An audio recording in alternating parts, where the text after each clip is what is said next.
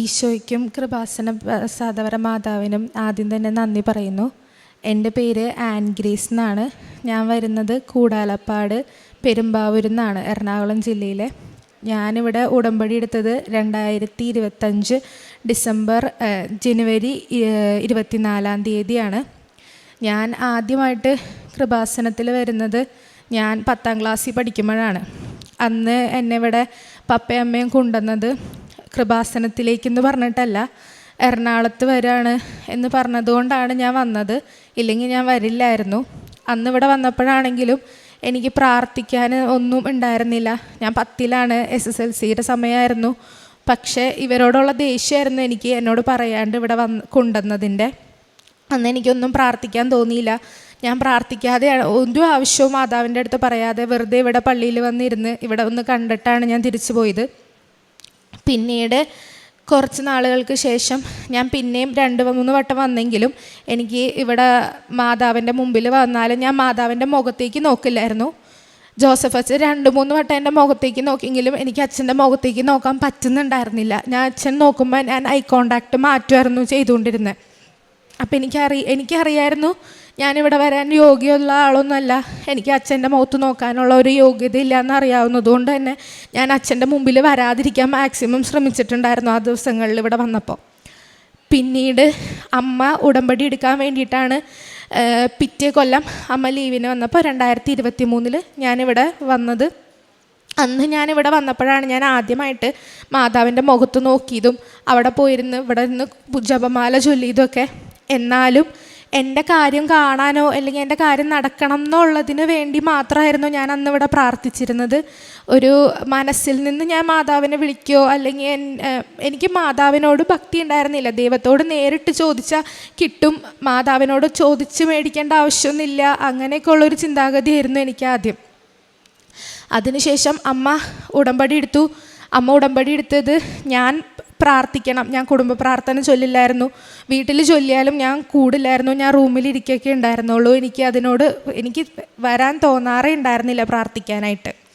അമ്മ ഉടമ്പടി എടുത്തതിന് ശേഷം 1 വർഷത്തോളം അമ്മ പ്രാർത്ഥിച്ചു. 2024 ആയപ്പോഴത്തേക്ക് എനിക്ക് പതിയെ പള്ളിയിൽ പോകാൻ തുടങ്ങി, പ്രാർത്ഥിക്കണമെന്ന് തുടങ്ങി.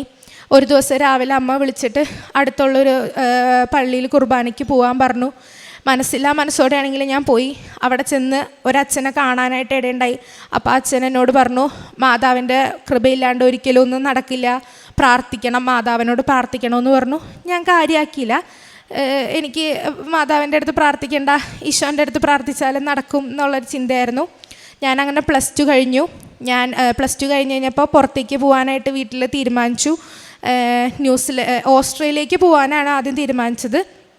അപ്പോൾ എന്നോട് PTE പഠിക്കാൻ പറഞ്ഞു. ഞാൻ PTE പഠിച്ചു. ആദ്യത്തെ വട്ടം പരീക്ഷ എഴുതി, പാസ്സായില്ല. 2ാമത്തെ വട്ടം പരീക്ഷ എഴുതി, പാസ്സായില്ല. അപ്പോഴൊന്നും ഞാൻ പ്രാർത്ഥിക്കുന്നൊന്നും ഉണ്ടായിരുന്നില്ല.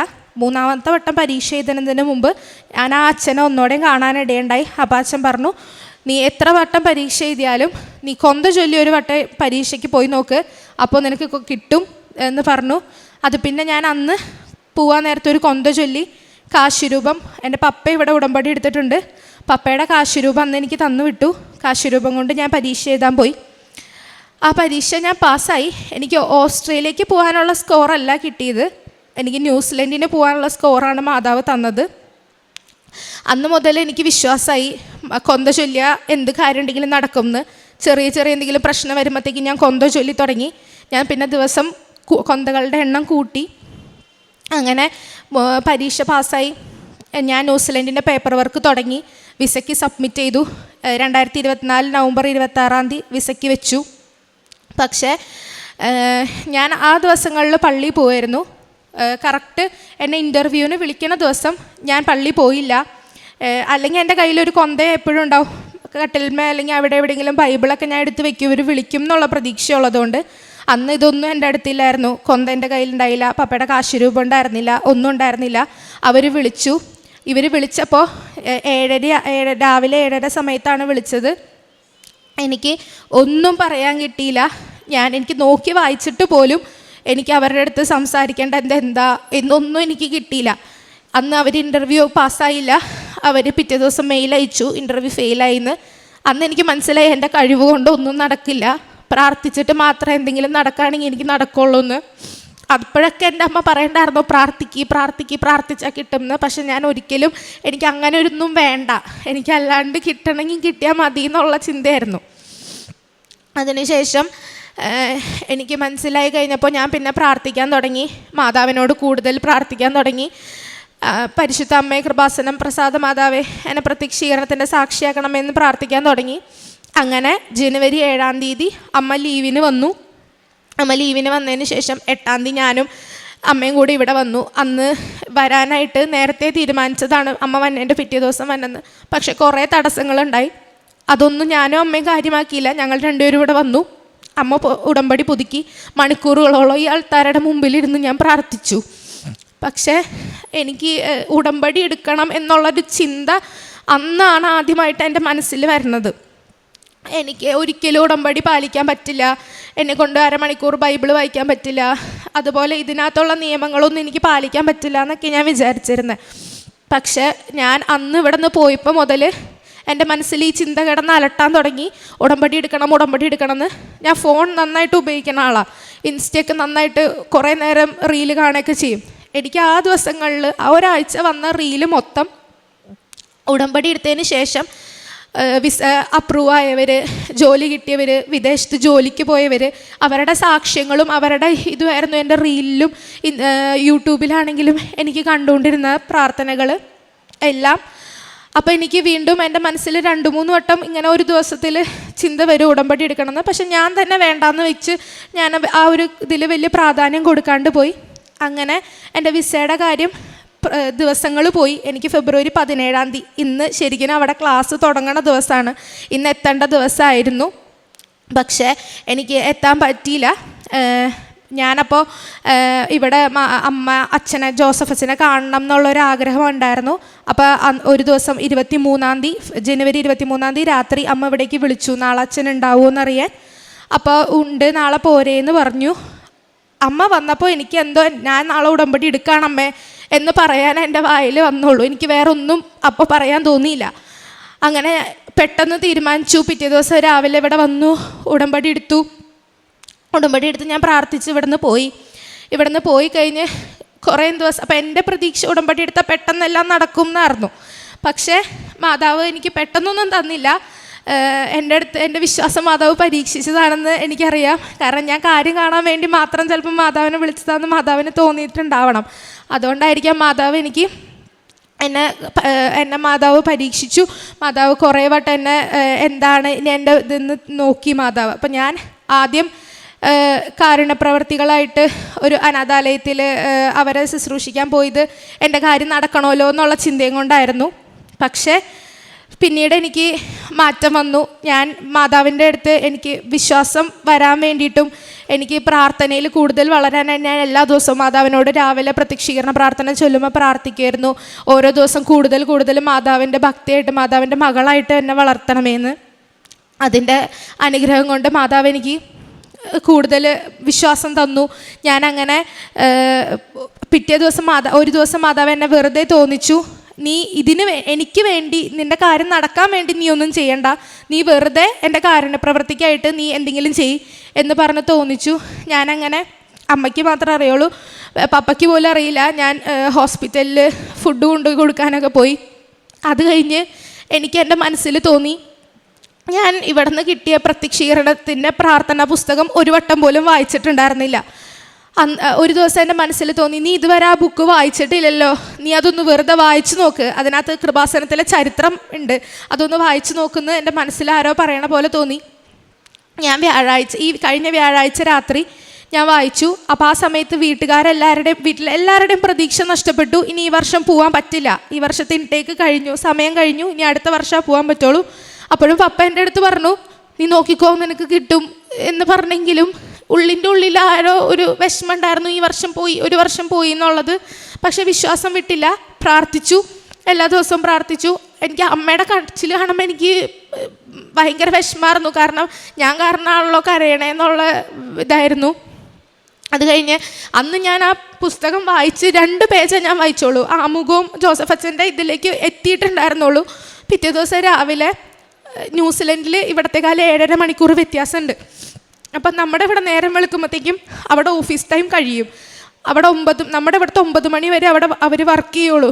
പക്ഷേ എനിക്ക് കോള് വന്നത് 9:45 അതായത് അവിടുത്തെ ഓഫീസ് ടൈം കഴിഞ്ഞേ പിന്നെയാണ് എനിക്ക് കോള് വന്നത്. ആദ്യത്തെ വട്ടം എന്നെ ഇൻ്റർവ്യൂവിന് വേണ്ടിയിട്ട് വിളിച്ചത് ഒരു സാറായിരുന്നു. പക്ഷേ കഴിഞ്ഞ വട്ടം എന്നെ വെള്ളിയാഴ്ച രാവിലെ എന്നെ വിളിക്കുന്നത് ഒരു ലേഡി സ്റ്റാഫായിരുന്നു.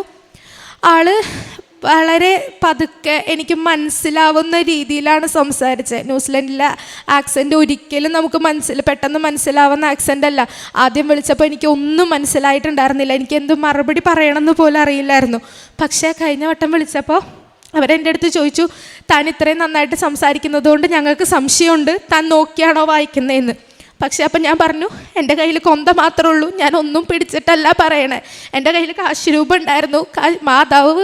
മാതാവാണ് എൻ്റെ അടുത്ത് സംസാരിച്ചതെന്ന് എനിക്ക് അപ്പം തോന്നി. കാരണം അത്രയ്ക്ക് വ്യക്തമായിട്ട് എനിക്കൊരു മലയാളി എങ്ങനെ ഇംഗ്ലീഷ് സംസാരിക്കുന്നോ അതേപോലെ മാതാവ് എൻ്റെ അടുത്ത് സംസാരിച്ചു. അങ്ങനെ ഇൻ്റർവ്യൂ പാസ്സായി. അന്ന് എനിക്ക് വിസ വന്നെങ്കിലും പകുതി വിസ വന്നിട്ടുണ്ടായിരുന്നുള്ളൂ. AIP എന്ന് പറഞ്ഞിട്ട് 50% ചാൻസ് ഉണ്ട്, 50% ചാൻസ് ഇല്ല. ഇത്ര മണിക്കുള്ളിൽ 2 പേപ്പർ സബ്മിറ്റ് ചെയ്താൽ മാത്രമേ കിട്ടുള്ളൂ എന്ന് പറഞ്ഞു. പക്ഷേ ഇവിടുത്തെ സമയം അവിടുത്തെ സമയമായിട്ട് വ്യത്യാസമുള്ളത് കൊണ്ട് അന്ന് സബ്മിറ്റ് ചെയ്യാൻ പറ്റിയില്ല. അങ്ങനെ വെള്ളിയാഴ്ച കഴിഞ്ഞു. ശനിയാഴ്ച അവധിയാണ്, ഞായറാഴ്ച അവധിയാണ്. നമ്മുടെ ഇവിടെ സമയ വ്യത്യാസം ഉള്ളതുകൊണ്ട് ഇന്ന് രാവിലെ 5:30 ഞാൻ എണീറ്റപ്പോൾ എനിക്ക് കോളേജിൻ്റെ ഭാഗത്തുനിന്ന് ആദ്യം ഞാൻ ഒരാഴ്ച സമയം കൂടുതൽ ചോദിച്ചിട്ടുണ്ടായിരുന്നു വിസ കിട്ടാത്തതുകൊണ്ട്. അപ്പോൾ അവർ നമുക്ക് പറ്റില്ല, ഇന്ന് തന്നെ അവിടെ ചെല്ലണം എന്നായിരുന്നു പറഞ്ഞത്. ഇന്ന് രാവിലെയാണ് എനിക്ക് മെയിൽ വന്നത്, ഒരാഴ്ച കൂടുതൽ തരാം, 21-ാം തീയതി ആവും എത്തിയാൽ മതി, കുഴപ്പമില്ലയെന്ന്. അങ്ങനെ എനിക്ക് ഇന്ന് മെയിൽ വന്ന് 5:30 രാവിലെ 10:30 ആയപ്പോൾ അത് സബ്മിറ്റ് ചെയ്തതിൻ്റെ പിന്നാലെ എനിക്ക് വിസ വന്നു. വിസ ഗ്രാൻഡായി. നാളെ രാത്രി 9 മണിക്ക് ഞാൻ ഇവിടുന്ന് പോവും. 12:30-ക്കാണ് ഫ്ലൈറ്റ്. എനിക്ക് ഒരിക്കലും ഇതൊന്നും നടക്കുമെന്ന് പ്രതീക്ഷിച്ചതല്ല. എല്ലാ വഴികളും അടഞ്ഞ് ഒരു രീതിയിൽ നടക്കില്ലാത്ത രീതിയിൽ നിന്നപ്പോഴാണ് എനിക്ക് മാതാവ് വെള്ളിയാഴ്ച 9:30-ക്ക് ശേഷമാണ് എനിക്ക് മാതാവ് തന്നത്. അതുപോലെ ഇന്നലെ ഞായറാഴ്ച രാത്രിയാണ് എനിക്ക് വിസ അവരടിച്ചെന്ന് നമുക്കിവിടെ നേരം വെളുത്തപ്പോഴാണ് കിട്ടിയെന്നുള്ളൂ. അപ്പോൾ മാതാവിന് ഈശോയ്ക്കും കോടാനുകോടി നന്ദി. എനിക്ക് ഭയങ്കര ദേഷ്യമുള്ള ഒരാളായിരുന്നു. എനിക്ക് പുറത്താരോട് എനിക്ക് ദേഷ്യമില്ല, എൻ്റെ വീട്ടിൽ മാത്രമേ ഞാൻ ദേഷ്യപ്പെടുള്ളൂ. അമ്മയുടെ അടുത്താണെങ്കിലും പപ്പയുടെ അടുത്ത് എനിക്ക് മനസ്സുകൊണ്ട് ഭയങ്കര ദേഷ്യമായിരുന്നു. എനിക്ക് എൻ്റെ എല്ലാ ചെറുപ്പത്തിലെ സന്തോഷങ്ങളും ഇല്ലാണ്ടാക്കി. എനിക്ക് ഒരിക്കലും പപ്പേനെ മനസ്സുകൊണ്ട് ഉൾക്കൊള്ളാൻ പറ്റില്ലായിരുന്നു. അപ്പം എനിക്ക് വ്യക്തിപരമായിട്ട് എനിക്ക് ദേഷ്യമൊന്നുമില്ല, പക്ഷേ എനിക്ക് മനസ്സിലെന്തോ ഭയങ്കര ഇതായിരുന്നു. പക്ഷേ ആ ദേഷ്യമൊക്കെ മാറ്റിയപ്പോൾ എനിക്ക് പപ്പയുടെ അടുത്ത് പപ്പേനെ സ്നേഹിക്കാനും പപ്പയുടെ കൂടെ പപ്പയുടെ അടുത്ത് സംസാരിക്കുന്നതിനും എനിക്കൊരു വിഷമമില്ല. ഒരു മനസ്സിൽ ഭയങ്കര സന്തോഷമാണ്. വീട്ടിലും ആണെങ്കിലും എനിക്ക് ദേഷ്യപ്പെടുകയൊന്നും വേണ്ട, നല്ല സന്തോഷമായിട്ട് വീട്ടിലെല്ലാവരുമായിട്ട് സഹകരിച്ച് പോകാൻ എല്ലാത്തിനും മാതാവ് എന്നെ സഹായിക്കുന്നുണ്ട്. അതേപോലെ തന്നെ വിശ്വാസം, എനിക്ക് മാതാവിലിപ്പോൾ ഭയങ്കര വിശ്വാസമാണ്. ഞാൻ ഏറ്റവും കൂടുതൽ പറയാറുള്ളത് എൻ്റെ പ്രായത്തിലുള്ളവരോടാണ്. മാതാവിൻ്റെ അടുത്ത് നമ്മൾ വിശ്വസിച്ച് എന്ത് കാര്യം ചോദിച്ചാലും മാതാവ് ഈശോൻ്റെ അടുത്ത് നിന്ന് അത് സാധിച്ചു തരും. വേറെ ഒന്നും നമ്മൾ പറയണ്ട, മാതാവിൻ്റെ അടുത്ത് പ്രാർത്ഥിച്ചാൽ മതി. മാതാവിന് ഇഷ്ടമുള്ളത് ഞാൻ അങ്ങനെയാണ് പ്രാർത്ഥിച്ച, മാതാവിന് എന്താണോ എന്നിൽ ഇഷ്ടം അത് മാതാവ് നടത്തിക്കോന്ന്. പക്ഷെ മാതാവ് എൻ്റെ ഇഷ്ടത്തിന് എല്ലാം ചെയ്തു തന്നിട്ടുണ്ട്. മാതാവിന് ഈശോയ്ക്ക് 1000 നന്ദി പറയുന്നു. കാരുണ്യപ്രവൃത്തിയായിട്ട് ഞാൻ ചെറിയ പൈസ എന്നെക്കൊണ്ട് പറ്റുന്നത് കാണുന്നവർക്ക് കൊടുക്കാറുണ്ട്. അതേപോലെ തന്നെ അനാഥാലയത്തിൽ പോയിട്ടുണ്ട്, ശുശ്രൂഷ ചെയ്യാനായിട്ട് പൊതിച്ചോറ് വാങ്ങി വിതരണം ചെയ്തിട്ടുണ്ടായിരുന്നു. പിന്നെ പ്രേക്ഷിത പ്രവർത്തനമായിട്ട് പത്രം കൊടുത്തു, സ്റ്റാറ്റസും ഇത് ഷെയർ ചെയ്യുകയൊക്കെ ചെയ്തിട്ടുണ്ടായിരുന്നു, വീഡിയോസ്. അപ്പോഴൊക്കെ എൻ്റെ അടുത്ത് പറഞ്ഞു, നീ ഇതൊന്ന് എൻ്റെ കൂട്ടുകാരൊക്കെ കളിയാക്കി, എന്തിനാ എല്ലാ ദിവസവും ഇതൊക്കെ കാണിക്കണേ, ഇതൊക്കെ വെറുതെയാണെന്ന്. പക്ഷേ അപ്പോഴും ഞാൻ വിശ്വസിച്ച് ഇതൊക്കെ ഷെയർ ചെയ്തു. ഇത് എനിക്ക് നാളെ വൈകുന്നേരം പോകാൻ പറ്റുന്നതും എല്ലാം മാതാവിൻ്റെ അനുഗ്രഹമായിട്ട് ഞാൻ കാണുന്നു. ഈശോയ്ക്കും മാതാവിനും നന്ദി. ഇപ്പോൾ ഞാൻ ജോസഫ് അച്ഛൻ്റെ പ്രാർത്ഥനയൊക്കെ എല്ലാ ദിവസവും എനിക്ക് അമ്മ ഷെയർ ചെയ്യായിരുന്നു. പക്ഷേ ഞാനതൊന്നും ഇന്നേ വരെ എടുത്ത് നോക്കുമോ ചുമ്മാ സീൻ ചെയ്ത് വിടും, അല്ലാണ്ട് ഞാൻ തുറന്നു പോലും നോക്കിയിട്ടുണ്ടായിരുന്നില്ല. ഇപ്പം ഞാൻ സാക്ഷ്യം കേൾക്കാറുണ്ട്, സാക്ഷ്യം വായിക്കാറുണ്ട്, മൊബൈലിൽ ഈശോൻ്റെ വീഡിയോസ് കാണാറ്, ഈശോൻ്റെ പാട്ട് കേൾക്കാനും കൂടുതൽ ഞാൻ ടൈം സ്പെൻഡ് ചെയ്യാറുണ്ട്. ജെറമിയ പ്രവാചകൻ്റെ പുസ്തകം 29:11 നിന്നെക്കുറിച്ചൊരു പദ്ധതി എൻ്റെ മനസ്സിലുണ്ട്, നിൻ്റെ നാശത്തിനല്ല ക്ഷേമത്തിനുള്ള പദ്ധതി, നിനക്ക് ശുഭമായ ഭാവിയും പ്രത്യാശയും നൽകുന്ന പദ്ധതി. ഇവിടെ ആൻ ഗ്രേസ് ജിനോയി എന്ന മകള് എങ്ങനെയാണ് ഇന്ന് പൂർണ്ണ ഹൃദയത്തോടെ നിങ്ങളെന്നെ അന്വേഷിക്കുമ്പോൾ നിങ്ങളെന്നെ കണ്ടെത്താൻ ഞാൻ ഇടയാക്കും എന്നുള്ള തിരുവചനം തുടർന്ന് നമുക്ക് വായിക്കാവുന്നതാണ് ജെറമിയായുടെ പുസ്തകത്തിൽ. അപ്പോൾ തനിക്കിന്ന് ഈശോയെ അന്വേഷിക്കുന്ന ഒരു മകളായി, കണ്ട് എത്തിയ ഒരു മകളായിട്ട് തനിക്ക് എങ്ങനെ ഈ അൾത്താരയിൽ, അമ്മ പ്രത്യക്ഷപ്പെട്ട അൾത്താരയിൽ വന്ന് നിൽക്കുവാനായിട്ട് സാധിക്കുന്നു. തൻ്റെ മമ്മിയാണ് തനിക്ക് വേണ്ടി ആദ്യം ഉടമ്പടി എടുത്തത്. ഇവിടെ വന്ന ഒരു ദിവസം പോലും തനിക്ക് മാതാവിൻ്റെ മുഖത്ത് നോക്കുവാനോ അങ്ങനെ ഒരു കോൺഫിഡൻസ് പോലും ഇല്ല, താല്പര്യമില്ല. അങ്ങനെ ഇരുന്ന ആ ഒരവസ്ഥയിൽ നിന്ന് ഇന്ന് അമ്മയെ സ്നേഹത്തോടെ നോക്കുവാനും, അതായത് ഇവിടെ വരണമെങ്കിൽ തന്നെ നമുക്കൊരു കൃപ വേണമെന്ന് ബഹുമാനപ്പെട്ട VP ജോസഫ് അച്ഛൻ പറയാറുണ്ട്. അപ്പോൾ നമുക്ക് ദൈവത്തോട് സംസാരിക്കുവാൻ, ദൈവം പറയുന്നത് കേൾക്കുവാനൊക്കെ നമ്മുടെ അടഞ്ഞ ഹൃദയത്തിന് സാധ്യമല്ല. ഹൃദയം തുറന്നാൽ മാത്രമേ അതിന് സാധിക്കുകയുള്ളൂ. ഈ മകള് ഹൃദയം തുറന്നത് എങ്ങനെയാണെന്നും തൻ്റെ ജീവിതത്തിൽ തനിക്ക് വിദേശത്തേക്ക് പോയി പഠിക്കണമെന്നുള്ള തൻ്റെ ആഗ്രഹത്തിനൊക്കെ തടസ്സം വരുമ്പോഴും പിന്നീട് ജപമാല എന്ന് പറയുന്നത് തീർച്ചയായും അത് സ്വർഗത്തെ നാമമായിട്ട് ബന്ധിപ്പിക്കുന്ന പ്രാർത്ഥന തന്നെയാണ്. അതിൻ്റെ ഒരറ്റം സ്വർഗത്തിലാണെങ്കിൽ അതിൻ്റെ ഒരറ്റം തിരുസഭയിലാണ്. ഈ ചരടിലൂടെയാണ് നാം സ്വർഗത്തിലെത്തുവാനായിട്ടുള്ള വഴി അമ്മ പറഞ്ഞു തരുന്നത്.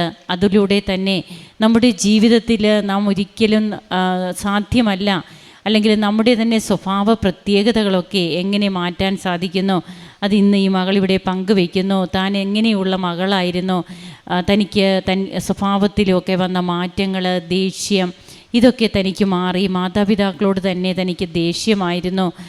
എന്നാൽ ഇന്ന് അതൊന്നും തനിക്കില്ല. തൻ്റെ ജീവിതത്തിലെ എല്ലാം നഷ്ടപ്പെടുത്തുന്നവരെന്നുള്ള ഒരു ചിന്ത തനിക്കുണ്ടായിരുന്നു തൻ്റെ മാതാപിതാക്കളെക്കുറിച്ച്.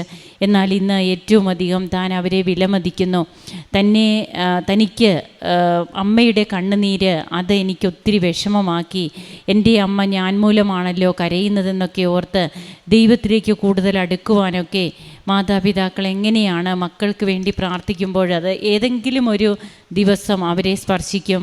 അതുപോലെ എത്രയോ മോനിക്കമാരുടെ കണ്ണുനീരാണ് എത്രയോ അഗസ്റ്റിൻമാരെ ഇവിടെ ഈ ലോകത്ത് സൃഷ്ടിക്കുന്നത്. അങ്ങനെ ഇന്ന് താൻ ഇവിടെ നിൽക്കുമ്പോൾ തൻ്റെ ന്യൂസിലാൻഡിലേക്കുള്ള പ്രോസസ്സൊക്കെ കംപ്ലീറ്റായി തനിക്ക് പോകാനേ സാധ്യമല്ല എന്നുള്ള ഒരവസ്ഥയിൽ നിന്ന് അവിടുത്തെ സമയം, ഓഫീസ് ടൈം കഴിയുമ്പോഴും തനിക്ക് വേണ്ടി അവിടെ ജോലി ചെയ്ത, അതായത് തനിക്ക് വേണ്ടി എല്ലാം സാധിച്ചു തന്ന പരിശുദ്ധ അമ്മയിലൂടെ മാത്രമാണ് തനിക്കിതെല്ലാം ലഭിച്ചതെന്ന് ഈ മകൾ ഏറ്റുപറയുന്നു. അങ്ങനെ സന്തോഷത്തോടെ ഇവിടെ വന്ന് നിൽക്കുകയാണ്. അതുകൊണ്ട് തന്നെയാണ് ശുഭമായ ഭാവിയും പ്രത്യാശയും നൽകുന്ന പദ്ധതി നമുക്ക് വേണ്ടി ഒരുക്കിയിരിക്കുന്ന ദൈവത്തിൻ്റെ കരുതലുള്ള സ്നേഹം അതൊരിക്കലും അസ്തമിക്കുന്നില്ല. ഓരോ പ്രഭാതത്തിലും അത് പുതിയതാണെന്നാണ് വിലാപങ്ങളുടെ പുസ്തകത്തിൽ നാം വായിക്കുക. അങ്ങനെ തനിക്ക് ലഭിച്ചതെല്ലാം അമ്മയുടെ കൃപയായിട്ട് ഈ മകൾ കാണുന്നു. ഇവിടെ വന്ന് ഉടമ്പടി എടുത്തു. താനൊരു പുതിയ വ്യക്തിയായി മാറി എന്ന് ലോകത്തോട് മൊത്തം ഇന്ന് ആൻ ഗ്രേസ് വിളിച്ചു പറയുകയാണ്. അപ്പോൾ 18 വയസ്സിൽ ഇന്ന് താൻ അറിഞ്ഞ ഈശോ, ഇനി ഈ ഈശോയും അമ്മയും തൻ്റെ ജീവിതത്തിൽ നിന്ന് ഒരിക്കലും നഷ്ടപ്പെടാൻ താൻ ആഗ്രഹിക്കുന്നില്ല എന്നുള്ളത് തന്നെയാണ് ഈ മകൾ ഇന്നിവിടെ വന്നതെന്ന് സാക്ഷ്യം പറയുമ്പോൾ നമ്മോട് പറയുന്നത്. നമുക്ക് കരങ്ങളടിച്ച് ദൈവത്തെ മഹത്വപ്പെടുത്താം. ഈശോയ്ക്കും അമ്മയ്ക്കും നന്ദി പറയാം. യേശുവേ നന്ദി, യേശുവേ സ്തുതി, യേശുവേ ആരാധന. അത്യപൂർവ ദൈവാനുഭവങ്ങൾ ഇനി നിങ്ങൾക്കും സ്വന്തം. ചാനൽ ഇതുവരെ സബ്സ്ക്രൈബ് ചെയ്തിട്ടില്ലെങ്കിൽ ഇപ്പോൾ തന്നെ സബ്സ്ക്രൈബ് ചെയ്യുക. ഈ